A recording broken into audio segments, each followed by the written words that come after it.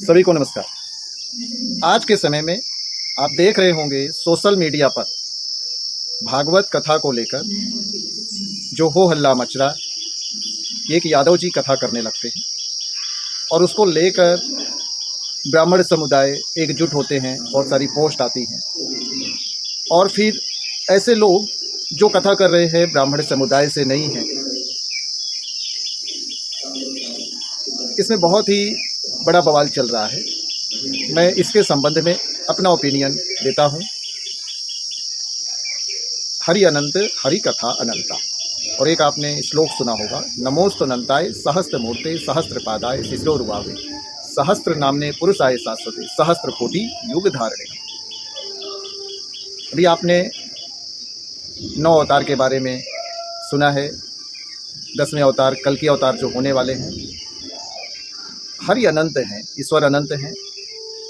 उन्होंने इसके अलावा भी कितने अवतार कहाँ कहाँ पर किस रूप में लिए हैं, इसके लिए कोई ग्रंथ नहीं बना है। दूसरी बात कि हरि अनंत हैं, हरि की कथा अनंत है, इसलिए इनकी कथा कोई भी कर सकता है, किसी भी जाति का कर सकता है, किसी भी धर्म का कर सकता है। लेकिन सबसे महत्वपूर्ण जो बात है कि कथा करने में जो सौम्यता होनी चाहिए, जो पवित्रता होनी चाहिए, जो भाव होना चाहिए और वाणी में एक मधुरता होनी चाहिए।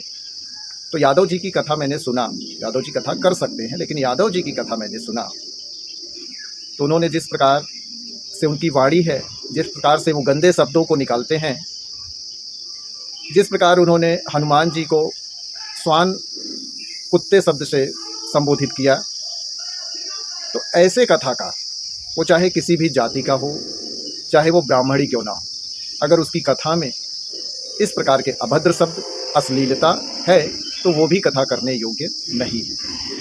और उसके किसी की भी कथा में, चाहे वो यादव कर रहा हो, चाहे मौर्य कर रहा हो, चाहे पाल कर रहा हो, चाहे क्षत्रिय कर रहा हो या ब्राह्मण कर रहा हो, कथा में एक सौम्यता हो, मधुरता हो, आनंद हो, भाव हो। वो चाहे रामायण की कथा हो, चाहे भागवत की कथा हो, या विष्णु के किसी भी अवतार की कथा हो, शिव की कथा हो, ऐसे व्यक्ति ही कथा करने योग्य हैं।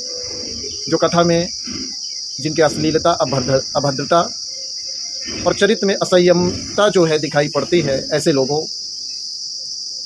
को कथा करने योग्य नहीं मानना चाहिए। ऐसे लोगों का विरोध करना चाहिए। ऐसे लोगों को कथा के मंच से, व्यासपीठ से हटाना चाहिए, उतारना चाहिए।